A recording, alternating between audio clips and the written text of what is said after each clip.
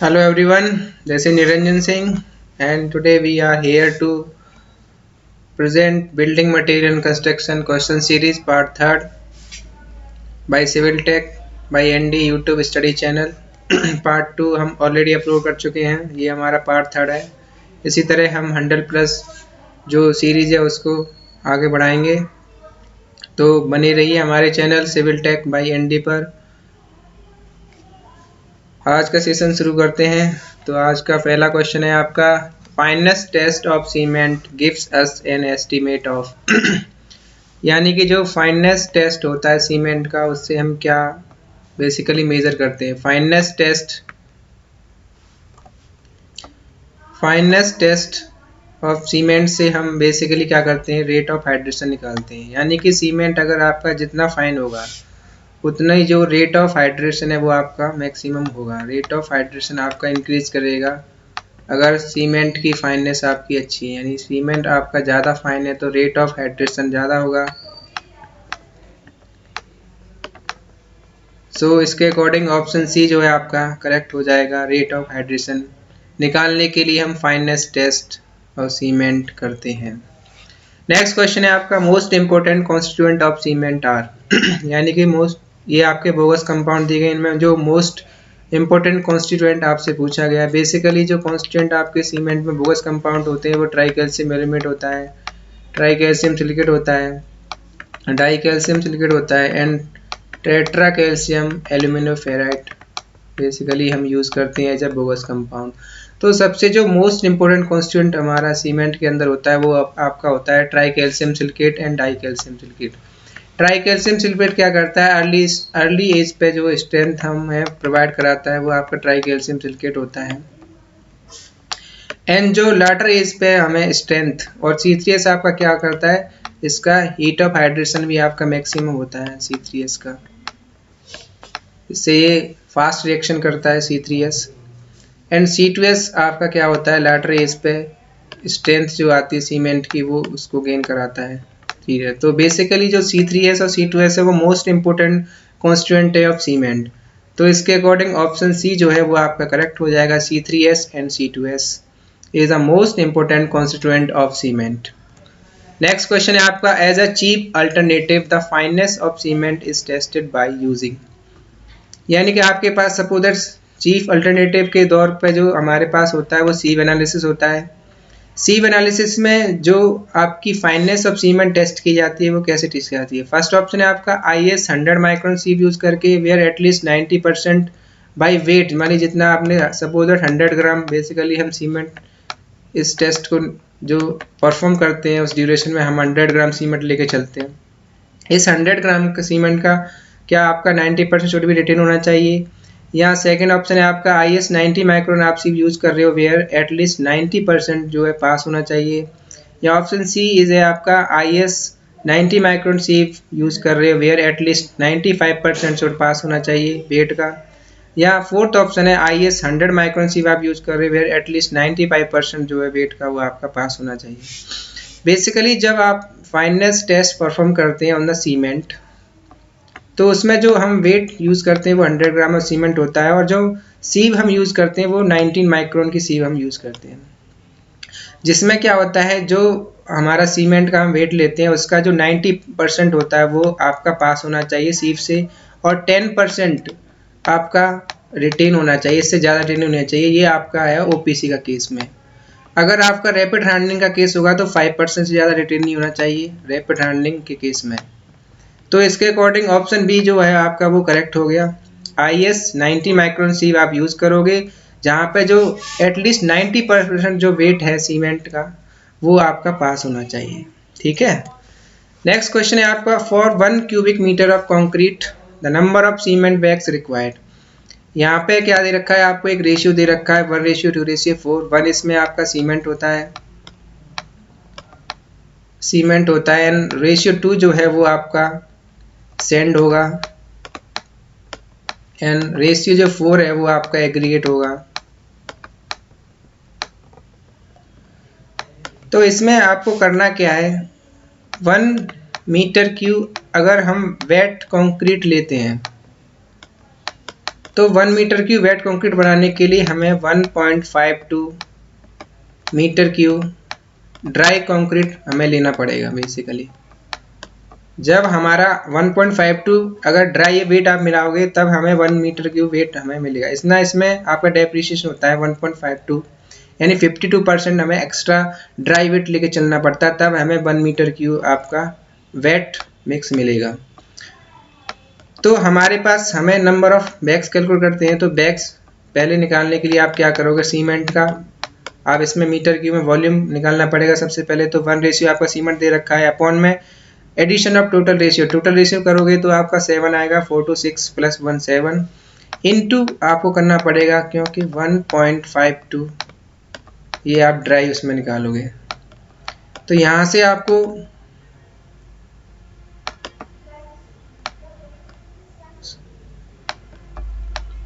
0.22 metre cube जो है आपका, वो आपका सीमेंट आ जाएगा। अब इसको केजी में निकालने के लिए आपको क्या करना पड़ेगा, यूनिट वेट ऑफ कंक्रीट से इसमें मल्टीप्लाई करना पड़ेगा। 0.22 इंटू यूनिट वेट ऑफ जो सीमेंट होता है वो 1440 किलोग्राम पर मीटर की होता है। तो मीटर की मीटर का कैंसिल हो जाएगा, तो यहाँ से आप इसमें मल्टीप्लाई करेंगे तो जो आएगा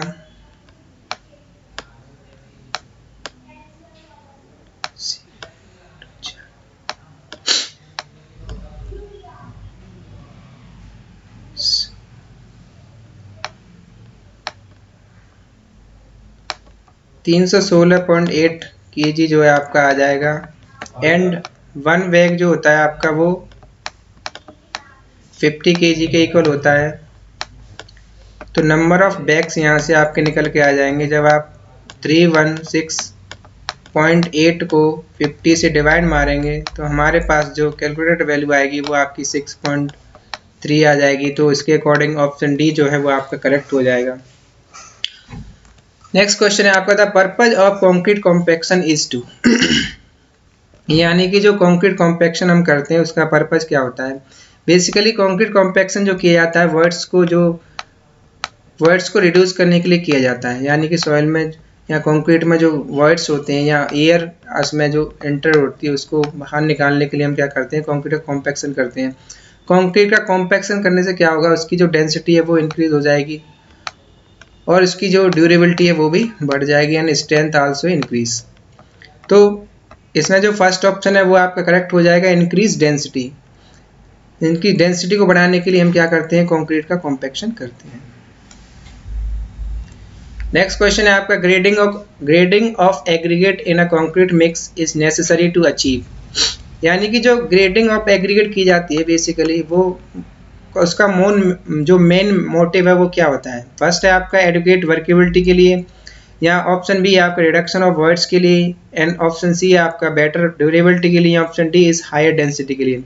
बेसिकली जो ग्रेडिंग हम करते हैं, सपोज अगर आपने लार्जर साइज का पहले एग्रीगेट यूज़ किया, उसके बाद उससे स्मॉलर साइज का एग्रीगेट यूज़ किया, उसके बाद उससे भी स्मॉल साइज का एग्रीगेट यूज़ करते हैं। सपोज एग्रीगेट आप यूज़ करते हो, उसके बाद उसमें सैंड मिक्स करते हो। सैंड के वर्ड्स को फिल कौन करता है, सीमेंट। यानी एग्रीगेट के जो वर्ड्स हैं उनको फिल किसने किया, सैंड ने, और सैंड के वर्ड्स को फिल किसने किया, सीमेंट ने। तो बेसिकली हम क्या कर रहे हैं, रिडक्शन ऑफ वर्ड्स इसमें कर रहे हैं।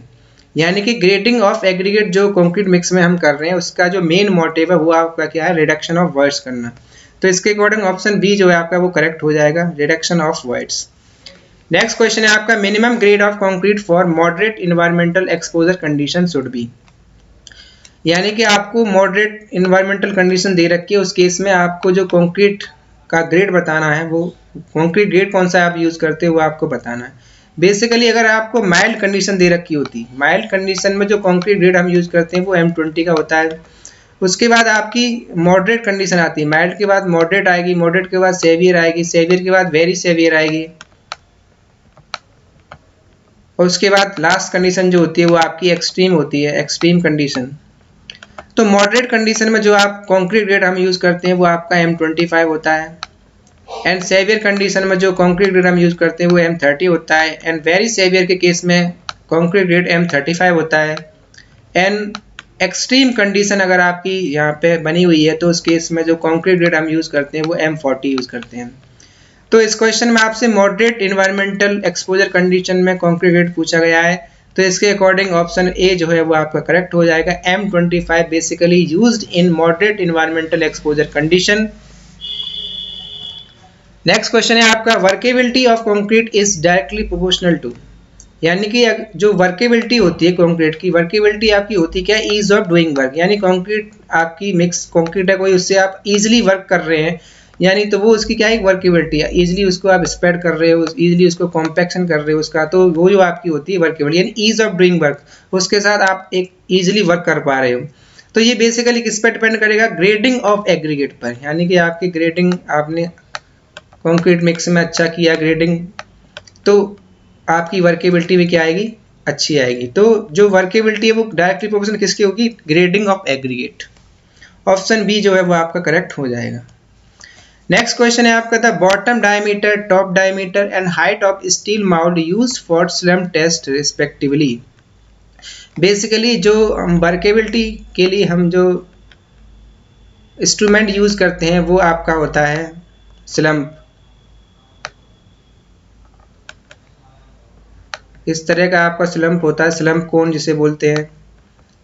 इसका जो बॉटम डायमीटर होता है वो आपका 20 सेंटीमीटर होता है, और इसका जो टॉप डायमीटर होता है वो आपका 10 सेंटीमीटर होता है, और जिसकी जो हाइट होती है वो आपकी 30 सेंटीमीटर होती है। स्लम्प से हम वर्केबिलिटी निकालते हैं कंक्रीट की, तो इसके अकॉर्डिंग ऑप्शन सी जो है वो आपका करेक्ट हो जाएगा। बॉटम डायमीटर 20 सेंटीमीटर, ठीक है, टॉप डायमीटर 10 सेंटीमीटर हो गया, ये भी सही है, एंड जो हाइट और स्टील माउल्ड की वो कितनी होगी आपकी 30 सेंटीमीटर। तो option C is the correct answer of this question. Next question है आपका the addition of CaCl2 in concrete result in, यानी कैल्शियम क्लोराइड अगर आप कंक्रीट में एडिट कर रहे हो, मिला रहे हो, तो उस केस में क्या होगा। फर्स्ट है आपका इंक्रीज सिंकेज हो जाएगा, ऑप्शन बी है आपका डिक्रीज सेटिंग टाइम, या ऑप्शन सी है आपका डिक्रीज श्रिंकेज, या option D is increase setting time. Basically जो कैल्शियम क्लोराइड क्या होते हैं, ये रिटार्डर होता है एक तरह से, ये आपके क्या करता है, कैल्शियम क्लोराइड जो होता है आपका इंक्रीज करता है, डिक्रीज करता है सेटिंग टाइम को, तो ऑप्शन बी जो है वो आपका करेक्ट हो जाएगा, डिक्रीज सेटिंग टाइम। इसके अलावा आप इसमें शुगर यूज करते हो, शुगर नहीं हुआ, कैल्शियम क्लोराइड बेसिकली किसके लिए, डिक्रीज सेटिंग टाइम करने के लिए।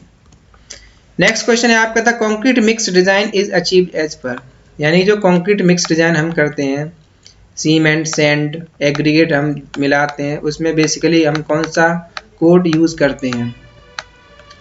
तो जो मिक्स डिजाइन में हमारा कोड यूज करते हैं, सीमेंट सैंड एग्रीगेट मिलाने के लिए जो कोड हमारा यूज किया जाता है बेसिकली वो IS 10262 होता है, यानी IS 10262 code basically used in concrete mix design. So option A is the right answer of this question. Next question है आपका एज पर IS 456-2000 के according the organic content of water use for making concrete should not be more than, यानी कि IS 456-2000 के according organic content जो होता है water का use for making concrete should not be more than, तो इस केस में जो होता है वो 200 मिलीग्राम से आपका ज़्यादा नहीं होना चाहिए।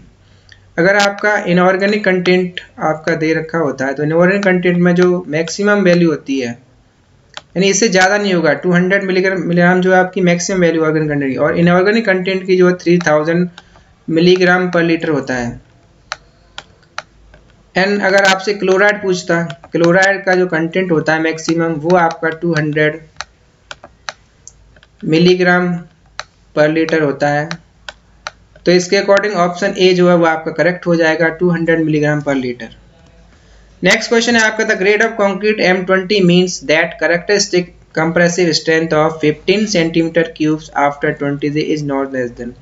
बेसिकली होता क्या है, जो हमारी कंक्रीट की कंप्रेसिव स्ट्रेंथ होती है वो हम क्या करते हैं, क्यूब टेस्टिंग से निकालते हैं, और उसमें जो कैरेक्टरिस्टिक स्ट्रेंथ होती है तो ऑन और एवरेज जो स्ट्रेंथ आती है उसके से 5% से ज़्यादा कम नहीं होनी चाहिए। तो जो M जो है यहाँ पे आपका मिक्स होता है, M का मतलब, और 20 जो होती है वो आपकी कैरेक्टरिस्टिक स्ट्रेंथ होती है एट 20 एज डेज, और उसमें जो हम क्यूब्स का साइज यूज करते हैं वो हमारा 15 × 15 इंटू 15 सेंटीमीटर क्यूब आपके यूज़ की जाती हैं, यानी 15 सेंटीमीटर हाइट हो गई, 15 सेंटीमीटर वेट हो गई, 15 सेंटीमीटर लेंथ हो गई।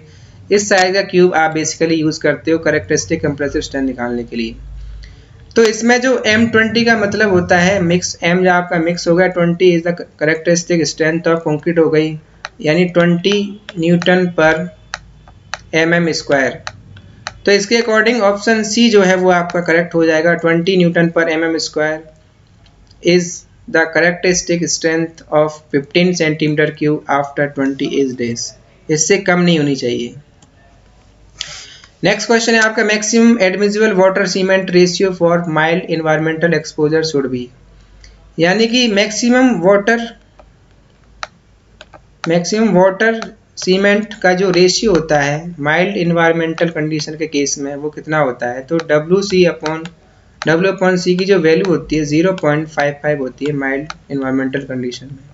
तो ऑप्शन ए जो है वो आपका करेक्ट हो जाएगा, 0.55।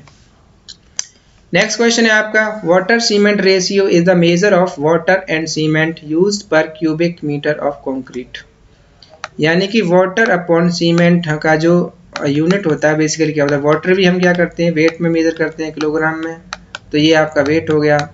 और सीमेंट भी हम किस में मेजर करते हैं, वेट में मेजर करते हैं, किलोग्राम या वेट। तो बेसिकली जो इसके अकॉर्डिंग जो ऑप्शन आपका सही होगा वो ऑप्शन बी हो जाएगा, weight upon weight is the right answer of this question. Next question है आपका, which of the following acts as a retarder for the concrete, यानी कंक्रीट के लिए रिटार्डर के तौर पे हम क्या यूज़ करते हैं। तो बेसिकली जो कंक्रीट रिटार्डर हमारे लिए यूज़ किए जाते हैं वो आपका जिप्सम होता है, gypsum comma sugar comma calcium lignosulphonate. तो इसमें जो ऑप्शन बी है वो आपका करेक्ट है, calcium lignosulphate is used basically for retarder of the concrete. और इसके अकॉर्डिंग अगर आपको जिप्सम दे रखा होता है वो भी रिटार्डर के तौर पर यूज़ किया जाता है, शुगर को भी आप एज ए रिटार्डर यूज़ करते हैं इन द कंक्रीट। तो option B is the correct answer of this question. वहीं अगर एक्सीलेटर की बात करता है, एक्सीलेटर क्या करते हैं, ये तो जो रिटार्डर होते हैं वो तो क्या करते हैं कंक्रीट का जो सेटिंग टाइम होता है उसको बढ़ा देते हैं, यानी कंक्रीट जो वो जल्दी सेट नहीं हो। और जो एक्सीलेटर होते हैं वो क्या करते हैं सेटिंग टाइम को डिक्रीज कर देते हैं। तो बेसिकली एक्सीलेटर के जो यूज किए जाते हैं वो कैल्शियम क्लोराइड यूज करते हैं हम। चलिए इसमें ऑप्शन बी जो है आपका वो करेक्ट हो जाएगा, कैल्शियम लिग्नोसल्फेट।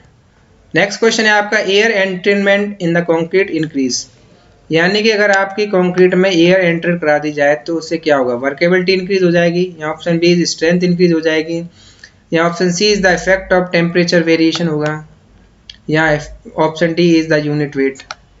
कौन क्या इंक्रीज होगा। तो बेसिकली जो कंक्रीट होती है अगर उसमें हम एयर को एंट्रेट करा देते हैं, एयर की एंट्रेट कराने से क्या होता है, वर्केबिलिटी तो हमारी बढ़ जाती है, बेसिकली वर्केबिलिटी जो है आपकी वो इंक्रीज हो जाएगी, लेकिन जो स्ट्रेंथ है कंक्रीट की वो डिक्रीज हो जाएगी।